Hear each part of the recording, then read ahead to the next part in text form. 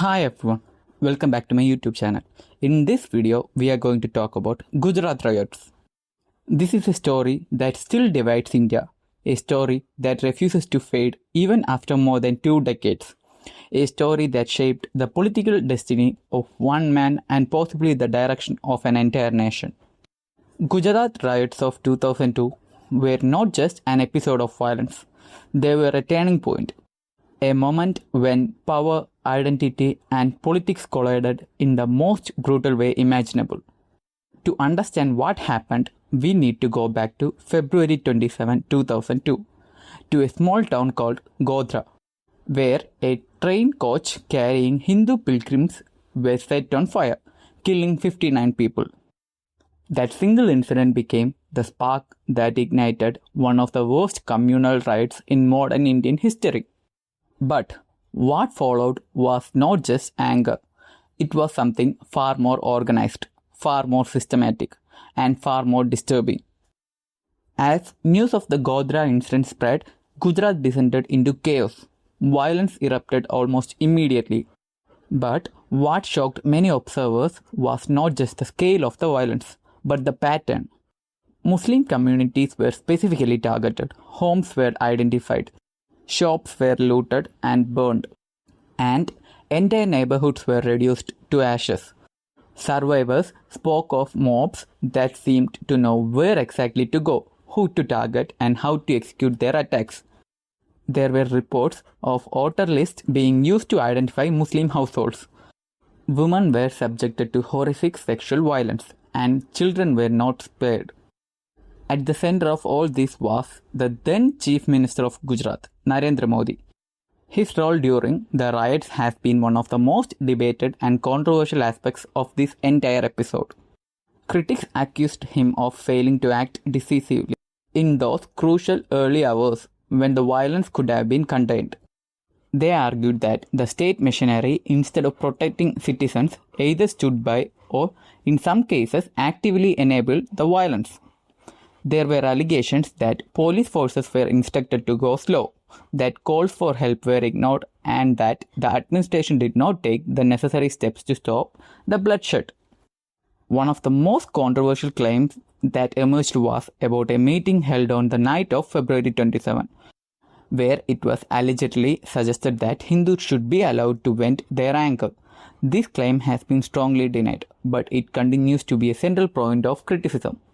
Over the years, multiple investigations were conducted into these allegations. The Supreme Court appointed a special investigation team to examine the role of Narendra Modi and other officials.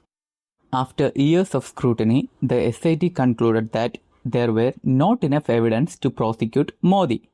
Courts later upheld this conclusion. For his supporters, this was proof that the accusations were politically motivated, part of a larger attempt to tarnish his image. But for critics, the legal outcome did not erase the moral questions. They argue that leadership is not just about what you can be legally convicted for, but about what happened under your watch, about whether you used your power to stop violence or allowed it to continue.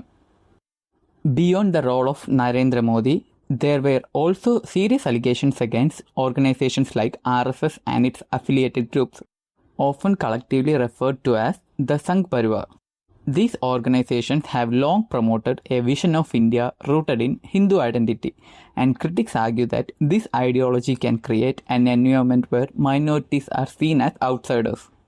During the riots, there were reports that members of these groups were involved in mobilizing mobs, spreading hate speech, and escalating tensions. The idea that the violence was not entirely spontaneous but had elements of planning and coordination raised serious concerns about the role of these organizations. The BJP, which was in power in Gujarat at the time, also faced intense criticism. The government was accused of administrative failure, of not deploying the army quickly enough, of not using the police effectively, and of not taking strong action against those responsible for the violence. There were also questions about whether political considerations influenced the response. At the time, the BJP was looking to strengthen its base in Gujarat, and some analysts argue that communal polarization may have indirectly helped the party politically. And this brings us to one of the most uncomfortable questions surrounding the Gujarat riots. Did the violence ultimately benefit the BJP and Narendra Modi politically?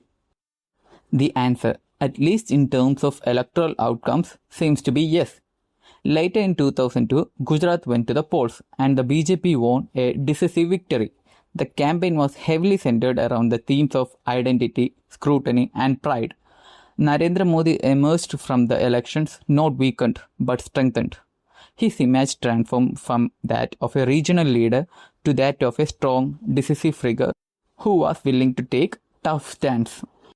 Critics argue that this was a clear example of how communal polarization can be used as a political tool by creating a narrative of us versus them. By emphasizing threats to the majority community, political leaders can consolidate support and win elections. In this view, the riots were not just a tragedy, but also a turning point that demonstrated the political power of identity-based mobilization. Over time, this model of politics would expand beyond Gujarat and become a central feature of national politics. But the story does not end there. In the years that followed, Narendra Modi and the BJP worked to reshape the narrative around the Gujarat riots. The focus shifted from violence to development. The so-called Gujarat model of economic growth became the centerpiece of Modi's political messaging. Roads, electricity, investment, and industry became the new talking points. The riots were no longer the defining story, at least not in the way his supporters presented it. Instead, they were dismissed as a chapter that had been exaggerated or misrepresented by political opponents and sections of the media. This shift in narrative was incredibly effective. By the time Narendra Modi became the Prime Minister of India in 2014, the conversation had largely moved away from the riots to issues of governance and development. For many authors, especially younger ones, the events of 2002 were distant history. For others, they remained a painful reminder of what had happened and what they believed had not been fully addressed. The Gujarat riots also had a profound impact on India's institutions and its idea of secularism. They raised serious questions about the ability of the state to protect its citizens, especially minorities. They exposed weakness in policing, in intelligence, and in justice system. Many cases took years to reach conclusions, and while some convictions were secured, many victims felt that justice was incomplete. The riots also changed the way politics is conducted in India. Identity, religion, and polarization became more central to political campaigns. The success of the BJP in Gujarat showed that a strong narrative built around majority identity could be electorally powerful. This lesson was not lost on political strategists, and it continues to influence campaigns to this day. At the same time, it is important to acknowledge that there are different perspectives on these events. Supporters of Narendra Modi argue that he has been unfairly targeted, that multiple investigations have cleared him of wrongdoing, and that his focus on development has been benefited millions. They point to his long tenure in power and his repeated electoral victories as evidence of public trust. They argue that the Gujarat riots should not define his entire political career. But the critics remain unconvinced. They argue that scale and nature of the violence cannot be dismissed, that the questions about accountability have not been fully answered, and that the political benefits that followed the riots raise a serious ethical concerns. They believe that the events of 2002 are not just history, but a warning about what can happen when power, ideology, and communal tensions intersect. More than 20 years later, the Gujarat riots continue to cast a long shadow. They are remembered differently by different people. For some, they are a symbol of injustice and suffering. For others, they are a politically manipulated narrative. But regardless of perspective, there is no denying their impact. They changed lives, they changed politics, and they changed the trajectory of one of the most powerful leaders in India today. In the end, The story of Gujarat Riots is not just about what happened in 2002.